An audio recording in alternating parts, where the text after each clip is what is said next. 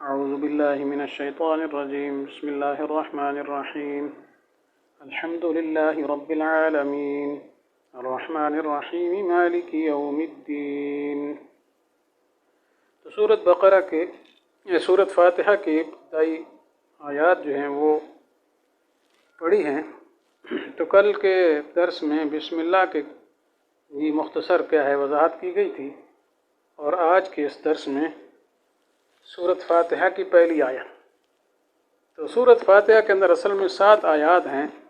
تو پہلی جو 3 آیات ہیں اس میں اللہ تعالیٰ کی حمد و ثنا ہے، اور درمیان کی جو آیت ہے ایاک نعبد، اس میں اللہ کے حمد و ثنا بھی ہے، اور ساتھ ساتھ کیا ہے بندے کے دعا کا بھی اس میں پہلو ہے، اور اس کے بعد اہدنا الصراط المستقیم میں آخر تک یہ دعا ہے۔ تو اسی وجہ سے بتایا تھا ابتدا میں کہ سورت کا نام تعلیم المسئلہ، کہ اللہ تعالیٰ نے بندے کو دعا کا طریقہ سکھایا ہے کہ دعا اللہ کے دربار میں کیسے کرنی چاہیے۔ تو دعا کا طریقہ یہی ہوتا ہے کہ پہلے اللہ تعالیٰ کی حمد و ثنا کی جائے، پھر کیا ہے بطور وسیلہ کے اپنے عمل کو اللہ کے دربار میں پیش کیا جائے، پھر اس کے بعد دعا کی جائے۔ ٹھیک ہے، تو اس سورت کے اندر اللہ تعالیٰ نے انسان کو اپنے سے مانگنے کا طریقہ اور سلیقہ سکھایا ہے۔ جی ظاہر بات ہے اللہ کی حمد و ثنا کریں گے، پھر اپنا کوئی خاص عمل پیش کریں گے، پھر اس کے بعد دعا کریں گے، تو اللہ تعالیٰ ضرور اس دعا کو قبول فرمائیں گے۔ اور احادیث سے ویسے یہ بھی معلوم ہوتا ہے کہ دعا کے ساتھ ساتھ درود شریف بھی پڑھا جائے والآخر میں، اللہ تعالیٰ کی حمد و ثنا کے ساتھ ساتھ آپ صلی اللہ علیہ وسلم پر درود بھی پڑھا جائے، کیونکہ اللہ تعالیٰ نے خود حکم دیا ہے صلو علیہ وسلم تسلیما، جی کہ آپ صلی اللہ علیہ وسلم کے لیے اللہ سے رحمتیں مانگا کرو۔ اب ظاہر بات ہے جب ہم اللہ تعالیٰ سے وہ چیز مانگیں گے جس کا خود اللہ نے حکم دیا کہ میرے نبی کے لیے طلب رحمت کرو، تو اب وہ دعا تو یقیناً قبول ہے۔ تو اب اول آخر جب درود شریف ہوگا تو درمیان میں ہماری دعا بھی قبول ہو جائے گی۔ تو بہرحال اس صورت کا نام ہے تعلیم المسئلہ، یہ دعا کا طریقہ۔ تو پہلی آیت ہے الحمدللہ رب العالمین، یہ کہ سب تعریفیں اللہ تعالیٰ کے لیے ہیں جو جہانوں کا پالنے والا ہے۔ تو مراد یہ ہے کہ جتنی تعریفیں خوبیاں ہیں وہ ساری کی ساری کس کے لیے؟ اللہ تعالیٰ کے لیے۔ تو اس میں ذہن میں یہ جاتا ہے کہ تعریفیں تو دوسری چیزوں کی بھی ہوتی ہیں، ٹھیک ہے، کائنات کے اندر مخلوق کی تعریفیں، خدا آپ صلی اللہ علیہ وسلم کی تعریف اللہ تعالیٰ نے خود قرآن پاک میں فرمائی ہے، دوسرے انبیاء کی تعریفات اللہ تعالیٰ نے فرمائی ہیں، جی عباد صالحین کی تعریفیں اللہ تعالیٰ نے فرمائی ہیں، فرشتوں کی حضرت جبریل کی تعریف فرمائی ہے، تو اور تعریفیں خود قرآن میں ذکر کی گئیں دوسروں کی۔ اس طرح کائنات کے اندر مختلف جو ہے حسین مناظر کی تعریفیں ہیں، بڑے بڑے کاریگروں کی، آج نئی ایجاد کرنے والوں کی تعریفیں ہیں، اور کئی فن کے ماہرین جو ہیں اپنے خصوصی فنون میں ان کی تعریفات کی جاتی ہیں۔ تو پھر کیا مطلب ہے اللہ تعالیٰ کی ساری تعریفیں؟ تو اس کا جواب یہی ہے کہ اللہ تعالیٰ کی مخلوق کے اندر جتنی خوبیاں ہیں، جتنا حسن ہے، جو کچھ کوئی اچھا عمل کرتا ہے یا اچھی چیز بناتا ہے، وہ در حقیقت اللہ تعالیٰ کی طرف سے عطا کردہ ہے۔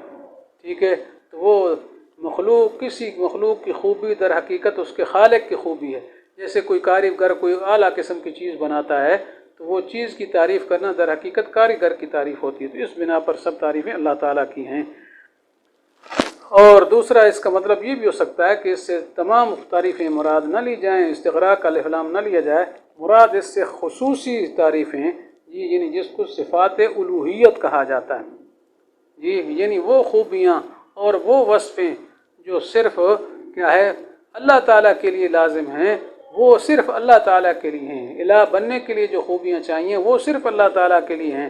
تو وہ خوبیاں جب صرف اللہ میں ہیں لہذا معبود بھی صرف وہی ہے، لہذا معبود بھی صرف وہی۔ تو اس صورت میں کوئی اشکال ہی نہیں ہے، ٹھیک ہے۔ تو گویا اس جملے سے یہ معلوم ہو گیا کہ الحمدللہ اللہ کی ہیں تمام خوبیاں، تمام تعریفیں۔ اس کا مطلب جب تعریف اور کسی کی نہیں ہے، ٹھیک ہے، تو اس صورت میں معبود بننے کی صلاحیت بھی اور کسی میں نہیں ہے۔ اس کے بعد ہے رب العالمین۔ رب کا معنی کیا ہے؟ تربیت کرنے والا۔ تو تربیت کا کیا مطلب ہوتا ہے؟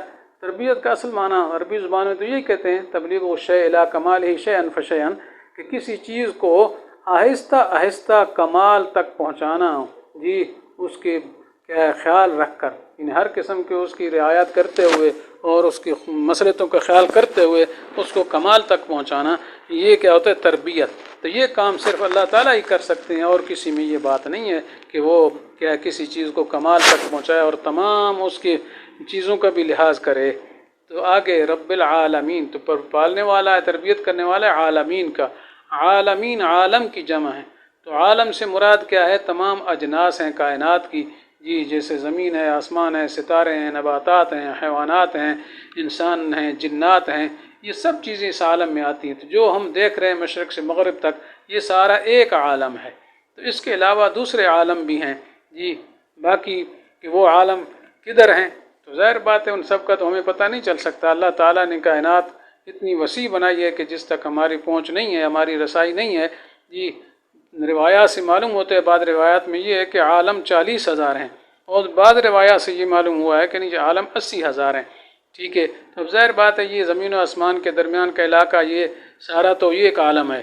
اس کے علاوہ دوسرے عالم کہاں ہیں؟ ظاہر بات ہے اللہ کی کائنات بہت وسیع ہے، اور جدید دور میں کیا ہے، اب بہت بڑی تحقیقات کی گئی ہیں اور دور دور تک کہکشائیں ہیں۔